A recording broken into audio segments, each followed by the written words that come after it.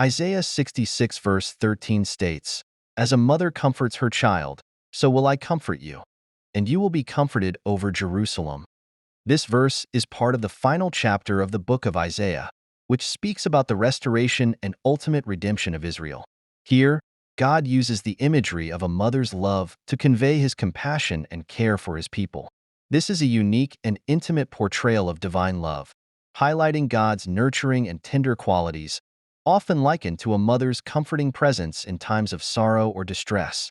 The verse suggests that God's comfort is deeply personal and encompassing, just as a mother's comfort brings relief and security to a child.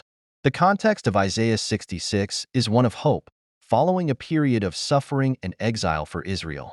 Through Isaiah, God promises to restore Jerusalem, which had endured hardship and seen destruction. This restoration is not just physical but emotional and spiritual. God's promise to comfort his people over Jerusalem implies a healing of the wounds of the past, as well as a promise of peace for the future. This comfort symbolizes a complete restoration, a profound return to well-being and security. In a broader sense, this verse speaks to anyone seeking solace during trials. It illustrates the idea that God's comfort is available to those who need it, offering assurance and peace. The maternal metaphor invites readers to understand God's love as both powerful and gentle, providing a source of support during life's hardest moments.